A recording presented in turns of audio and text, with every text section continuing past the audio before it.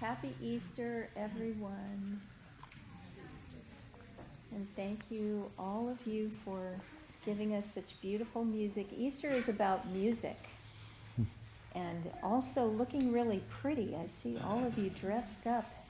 And that's part of Easter, too, is to renew ourselves inside and outside, to give that light of Christ. Let it shine in ourselves. So Easter is full of symbolisms of spring. There's the Easter bunny, there's Easter eggs, and how many people want chocolate Easter eggs? Yes, chocolate Easter eggs.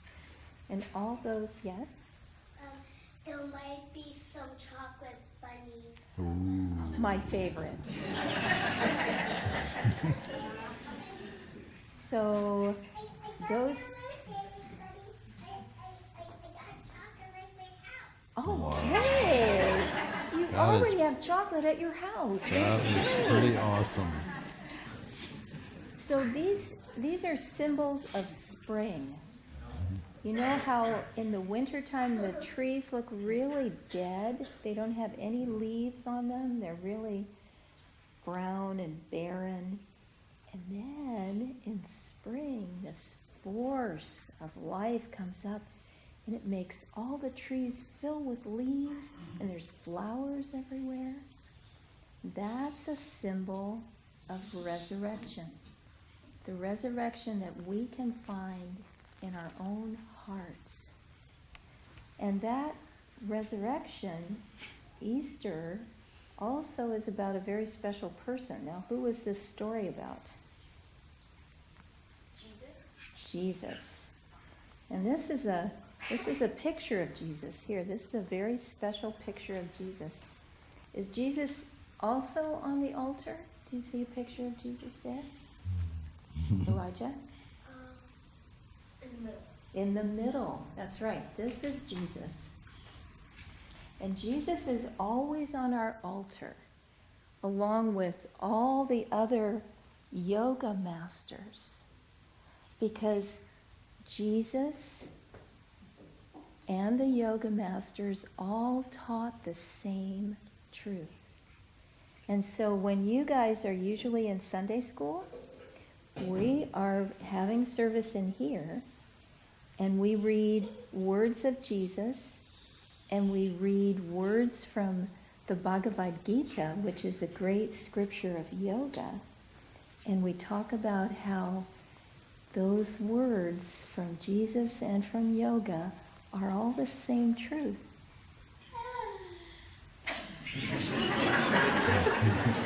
This is a really tough audience today.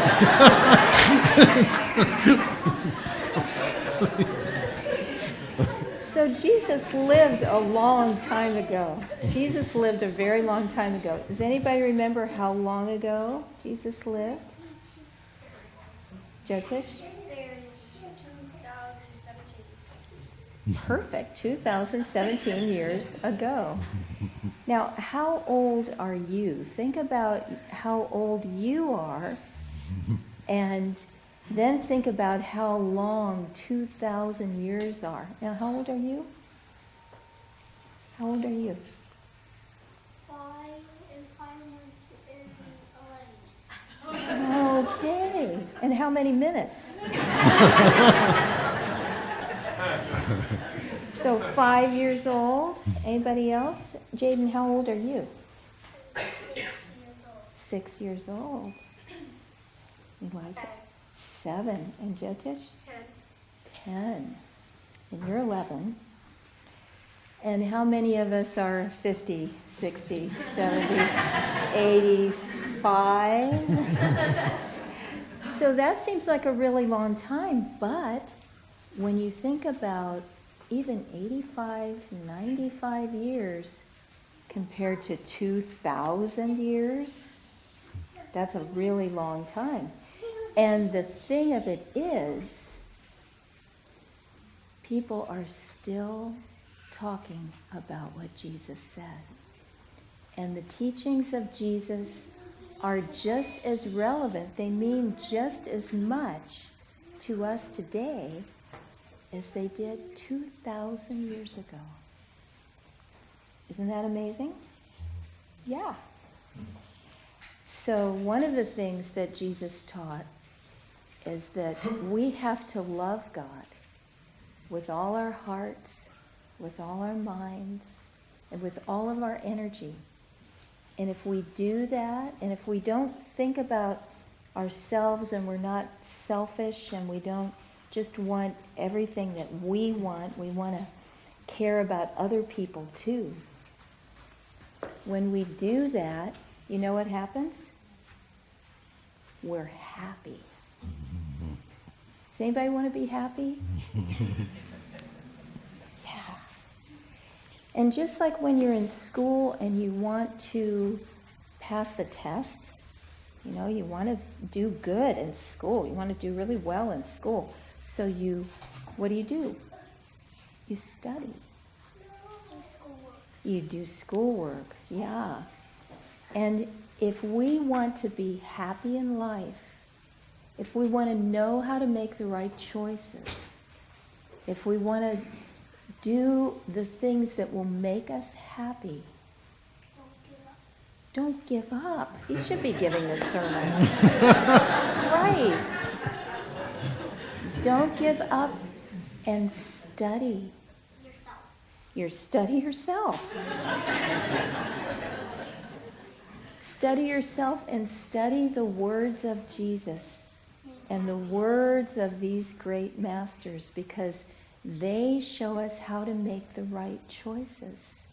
The choices at school, the world of school. They show us how to make the right choices so that we can be happy. If we tune our will to God's will like Jesus did, even if it seems hard, it will all come out right in the end, and we just can't give up. Happy Easter. And there's going to be a very special surprise at the end of service. So it's a secret. Don't tell anybody yet. But you have something to look forward to. And it might involve chocolate eggs. Well, I want to tell a little story that also touches on chocolate eggs. Because in my family growing up, we had a little tradition on Easter morning. Hello. Thank you. Where before we would go to Sunday service, like this Sunday service, we would have to our parents would have made Easter baskets for us. And those Easter baskets had wonderful chocolate and all kinds of yummy things in them. But there was a trick, which was we had to find the Easter baskets. And I have 2 sisters, so there were 3 Easter baskets. And, well, you know, in the beginning when we were really little, like maybe 4 or 5 or 6 years old, they made it pretty easy to find the Easter baskets. But as we got older, like 8 or 9 or 10 years old, it got pretty challenging to find those Easter baskets.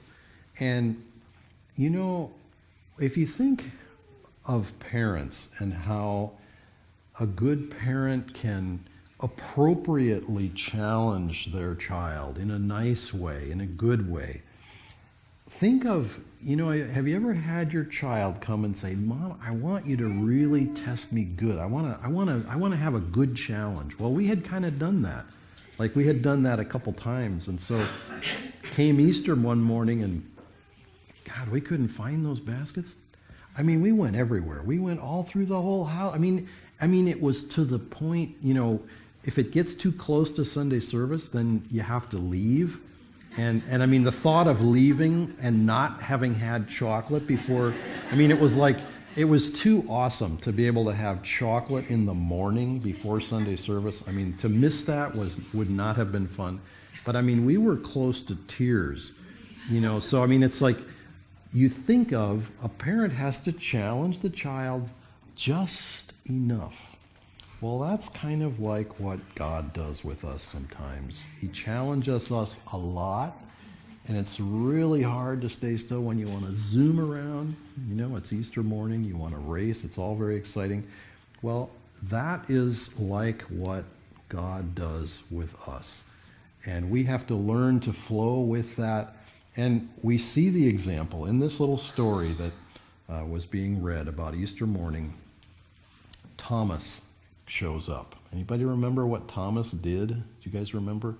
Thomas was the one who said, I won't believe that it's really Jesus unless I can touch him and see him with my own eyeballs.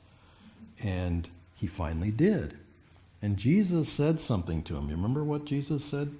It's kind of old English, so it's a little hard to say, because it's not the way we talk exactly. But he said, blessed, you have seen and you believe now, but blessed are those who have believed without seeing. That's a very interesting thing, because it seems to say, oh, well, you should just always believe. But what Jesus was saying is, when you don't believe in your life, in your heart, when you don't believe that there's something greater, that there's a truth there, it's not a very nice feeling inside. It feels kind of... And now, here's a test for all the adults. What happened to Thomas? Saint Thomas. Where did Saint Thomas go? Anybody know? You know. To India. He went to India. He did. He went to Madras. He went to Chennai. And there is a church dedicated to him there. And I suspect, I have this little intuitive sense that he was sent to India, partly to learn the lesson of how to believe, how to know the truth before you see the truth, before you see and touch it. You know that it's going to be there. And that's something that we can, all of us, learn. Whether we are this tall or this tall, we can, all of us, learn to open, because this is not these eyes. Thomas was looking at the world through these two eyes, but there's other eyes that we have. There's one here. It's on our forehead, and it's not so much a physical eye, but there's also the eye of the heart.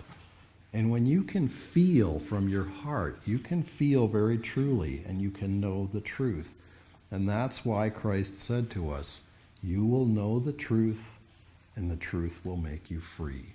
And so for all of us, whatever age, whatever kind of experience, we're all children. We are all children of God. We're all children of the light.